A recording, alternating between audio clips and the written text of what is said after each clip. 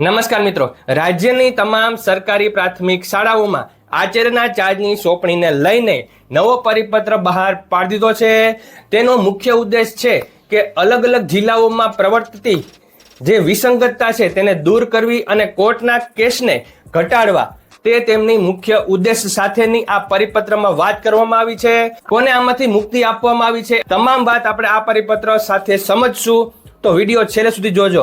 તો ચાલો આજનો વિડીયો શરૂ કરીએ। તો તમારી સામે ઓફિશિયલ શિક્ષણ વિભાગનો 2026 એટલે કે 17/1/2026 નો પરિપત્ર આવી રહ્યો છે, જે તમે જોઈ શકો છો। અહીંયા શિક્ષણ વિભાગે જાહેરાત કરી દીધી છે કે અગાઉના એપ્રિલ, મે અને જુલાઈ 2025 ના તમામ પત્રો રદ કરી આ નવો પરિપત્ર જાહેર કરી દીધો છે અને આચાર્ય ચાર્જની સોંપણીને લઈને નવો નિયમ આપી દીધો છે કે શું આચાર્ય ચાર્જમાં એચટાટ શિક્ષકોનું મહેકમ ન હોય તો કયો નિયમ લાગશે। 10 કિલોમીટરનો નિયમ છે કે જો શાળાથી 10 કિલોમીટરના અંતરમાં કોઈ અન્ય શાળામાં એચટાટ મુખ્ય શિક્ષક હોય તો તેમને આ શાળાના આચાર્યનો ચાર્જ સોંપવો।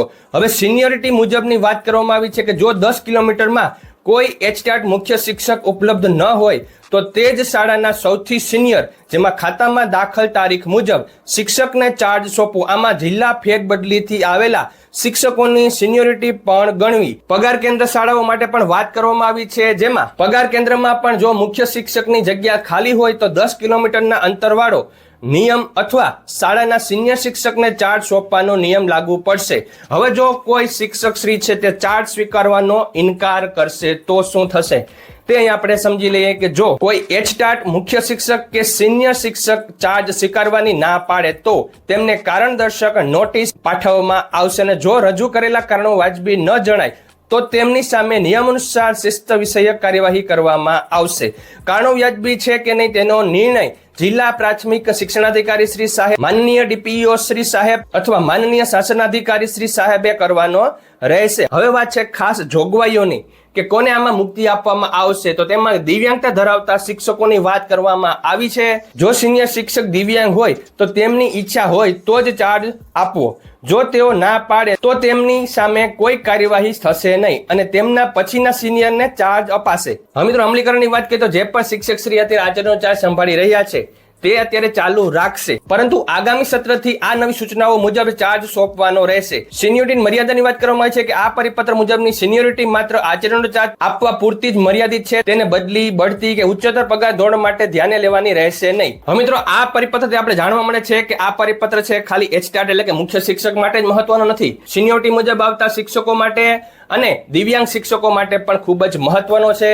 હવે આની ટૂંકમાં નોંધ આપણે સમજી લઈએ તો પરિપત્રનો મુખ્ય હેતુ છે એ રાજ્યની સરકારી પ્રાથમિક શાળાઓમાં આચાર્યનો ચાર્જ સોંપવા બાબતે જિલ્લાઓ વચ્ચે પ્રવર્તતી વિસંગતતાઓ દૂર કરવી અને કોર્ટ કેસોની સંભાવના ઘટાડવી। હવે ચાર્જ સોંપવા માટે અગ્રતા ક્રમ કોને મળશે, તો એચટાટ આચાર્યની ઉપલબ્ધતા હોય તો જે શાળામાં એચટાટ આચાર્યનું મહેકમ ન હોય અથવા જગ્યા ખાલી હોય ત્યાં 10 કિલોમીટરના અંતરમાં આવેલી શાળાના એચટાટ આચાર્યને ચાર્જ સોંપવો।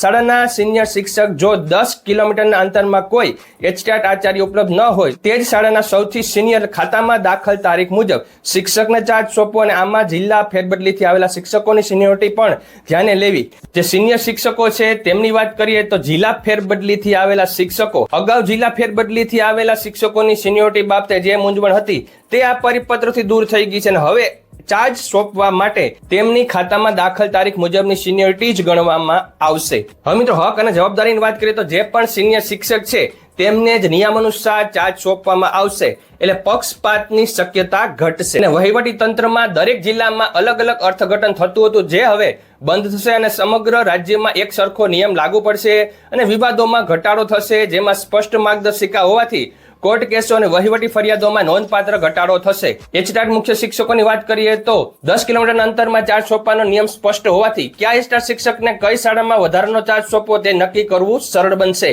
અને શૈક્ષણિક કાર્યની સાતત્યતા જળવાશે, જેમાં સ્થિરતા આવશે। હાલ જેઓ ચાર્જમાં છે તેમને ચાલુ સત્ર પૂરતું યથાવત રાખવામાં આવ્યા છે, જેથી શૈક્ષણિક વહીવટમાં એકાએક ખલેલ ન પહોંચે। તો મિત્રો આ હતો એચટાટ મુખ્ય શિક્ષક ખાતામાં દાખલ તારીખ મુજબ સિનિયર શિક્ષક અને દિવ્યાંગ શિક્ષકો માટે મહત્વનો રાજ્યની સરકારી પ્રાથમિક શાળાઓમાં મુખ્ય શિક્ષક એટલે કે આચાર્ય ચાર્જ બાબતનો ઓફિશિયલ પરિપત્ર 2026। આજનો વિડીયો તમને કેવો લાગ્યો જરૂર કહેજો. વિડીયો ગમે તો લાઈક કરી દેજો. આ પરિપત્ર તમને ટેલિગ્રામ ચેનલ ઉપર મળી જશે. ટેલિગ્રામ ચેનલની લિંક ડિસ્ક્રિપ્શનમાં છે, જ્યાં 2800 કરતાથી વધારે સરકારી કર્મચારીઓ જોડાયેલા છે. તમે પણ જોડાઓ અને નવા અપડેટ્સ મેળવતા રહો. આજનો વિડીયો ગમે તો લાઈક કરી દેજો, ચેનલ સબસ્ક્રાઇબ કરી બેલ આઇકોન દબાવી દેજો, જેથી કરીને તમને નવા અપડેટ્સ મળતા રહે. Thank you very much. જય શ્રી કૃષ્ણ.